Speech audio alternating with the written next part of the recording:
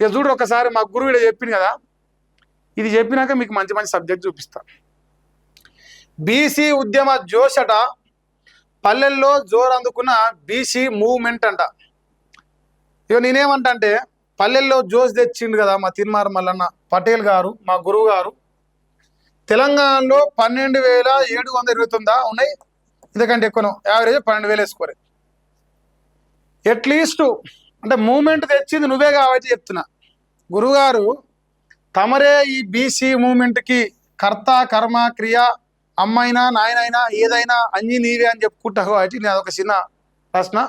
So మా గురువు live start అయింది కదా, దయచేసి లైక్ చేయరు. మా గురువుకు ఒక గలీజ్ అలవాటు ఉంది. ఓ 5-6 సిస్టమ్లు పెట్టుకొని ఆ ఆకుల మనోజ్ అని ఒక బ్రోకర్ గారు ఉంటాడు టీఆర్పీ పార్టీలో, వాటితో రిపోర్ట్ కొట్టిస్తూ ఉంటాడు. వాడు ఈ సోషల్ మీడియాకి ఇన్ఛార్జ్ అనమాట. సో దయచేసి లైక్ చేయరు. సబ్బండ బీసీ కులాలు ఒకే గొడుగు కిందకు రావాలంటుంది కాబట్టి మా తీర్మానం వలన బీసీ మూమెంట్ చేసినోడు కాబట్టి నాదొక ప్రశ్న. ఈ 12,729 గ్రామాల్లో నీ పార్టీలో ఒక గ్రామానికి ఒక్కరిని చూపి, ఒక గ్రామానికి ఒక్కరినే అంటే మూమెంట్ నీదే కారణం అంటున్నావు. వాటి మా బీసీలలో వచ్చిన చైతన్యానికి పేటెంట్ నువ్వు తీసుకుంటున్నావు కాబట్టి నేను అడుగుతున్నా, పేటెంట్ ఓనర్ నువ్వు కావాలంటే ప్రతి గ్రామ పంచాయతీలో అట్లీస్ట్ ఒక ఓటర్ కానీ ఒక కార్యకర్త కానీ నీకున్నాడా? ఉంటే ఈ 12,729 గ్రామాలకు వెళ్ళి ఒక కార్యకర్త పిలిపించి ఒక సభ పెట్టు.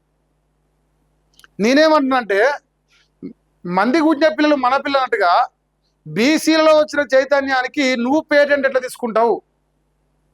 నువ్వు దానికి జిమ్మెదారు ఎట్లయితావు? మా కష్టానికి నీవెందుకు ప్రతిఫలం పొందుతావు? ఇది ఎట్లా న్యాయము?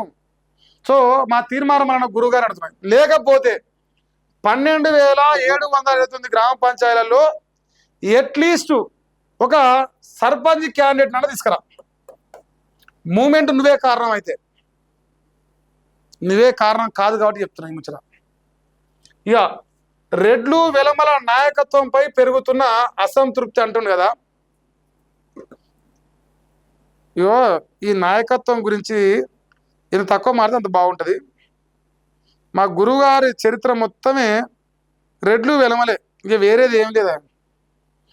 ఆయన ఏమో వేరే అనుకుంటాడు పాపం, ఆయనది ఏం లేదు.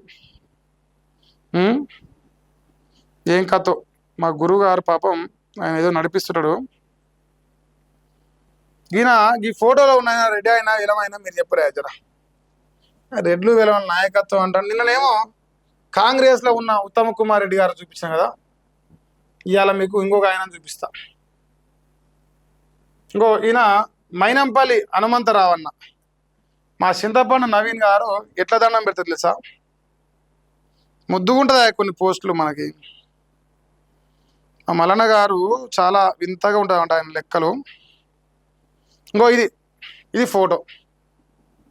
మా తీర్మారం మల్లన్న గురువు గారు ఇట్లా పొర్లుదండాలు పెట్టి వంగవాడి ఎలమూల కాడ పోయి సంఖ నాకు వచ్చిండు ఒకప్పుడు. ఇప్పుడు ఆ గత చరిత్ర గుర్తులేదు మా గురువు గారికి, ఏం చేద్దాం?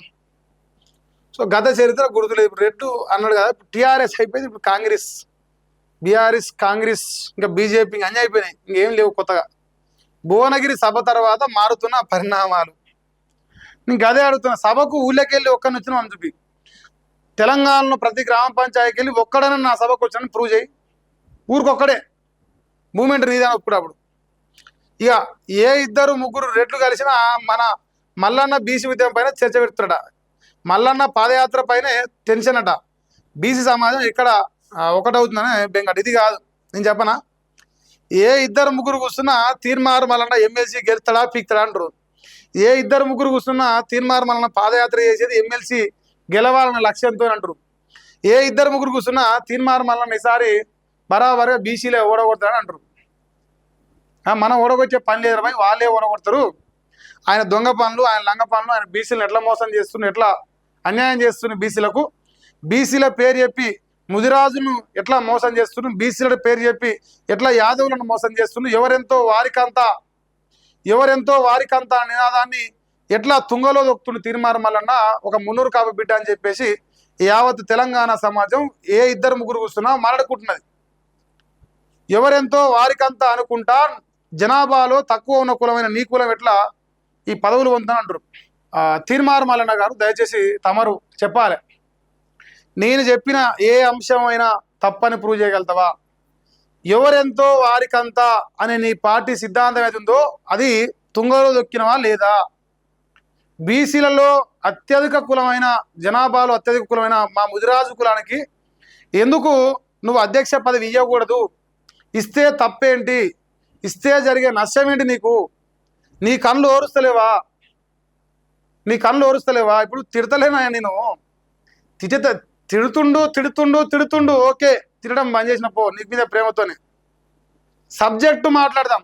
ఎవరెంతో వారికంతా నీ తెలంగాణ రాజ్యాధికార పార్టీ సిద్ధాంతం ఎవరెంతో వారికంతా అన్నప్పుడు నీ పార్టీలో అధ్యక్షుడు నువ్వే, నీ పార్టీ నీదే, పార్టీ వెబ్సైట్లో నువ్వే, అన్నిట్లలో నువ్వే, ఫ్లెక్సీలలో నువ్వే. ఇదేంది?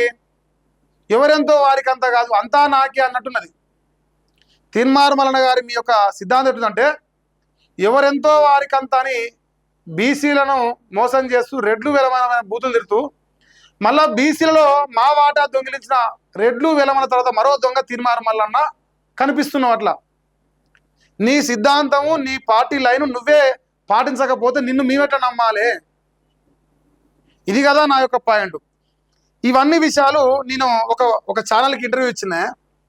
So same point big TV అనే ఒక శాటిలైట్ ఛానల్కి ఇంటర్వ్యూ ఇచ్చిన.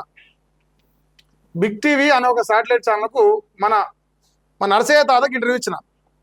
మా తీర్మార్ మల్లన్న ఏమంటే ఈ బిగ్ టీవీ అనే ఛానల్ దొంగదిలా కదా అంటాడు.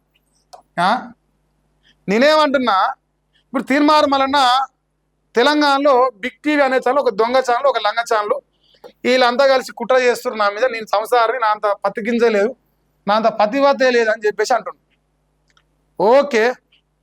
ఓకే నువ్వు అన్నదే నిజం అనుకుందాం.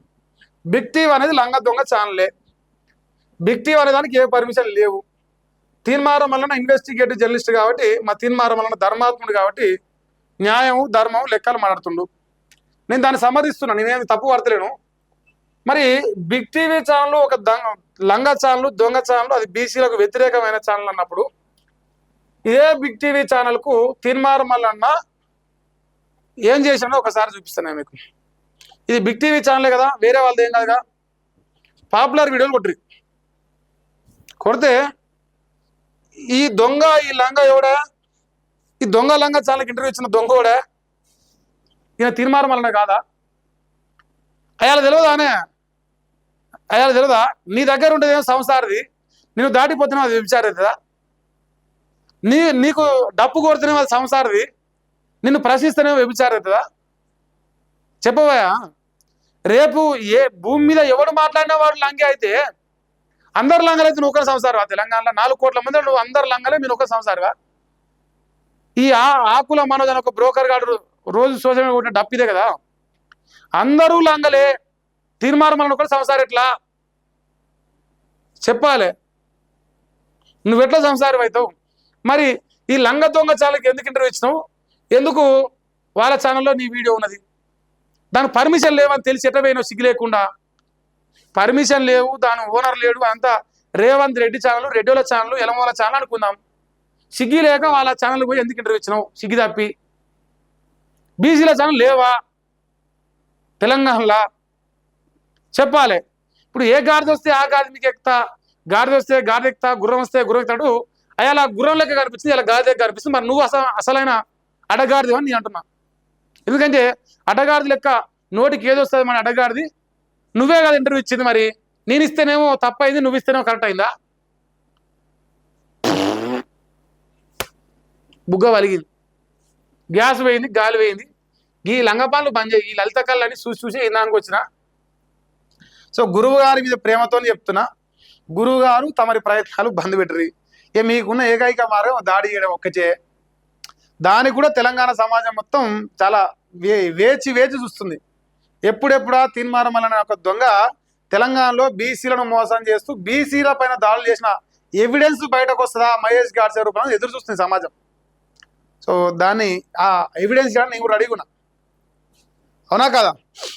సో ఇది మా తీర్మానం వలన బీసీ బీసీ బీసీ అనుకుంటా బీసీలలో ముదిరాజుల వాటను దొంగిలిస్తున్న దొంగ, ఎవరెంతో వారికంత అన్న టిఆర్పి పార్టీ సిద్ధాంతాన్ని తుంగలో దొక్కిండు తీర్మానం వలన అని చెప్తే చెప్పిన జస్ట్ నా చేయి పొడిగకుండా నొప్పిలేస్తుంది, అంతే తేడా. అంతేనా తేడా. కేసీఆర్ ఏమో కేసీఆర్ ఎంత ప్రశ్నించినా తప్పు కాలే, ఈయన మాత్రం నొప్పిలేస్తాను. అంటే మన మందు మనకే తగిలితే నొప్పిలేస్తుంది, వాస్తవానికి తప్పలేదు. సో మన మందు మనకే తగిలినప్పుడు నొప్పి రావడంలో తప్పేం లేదు.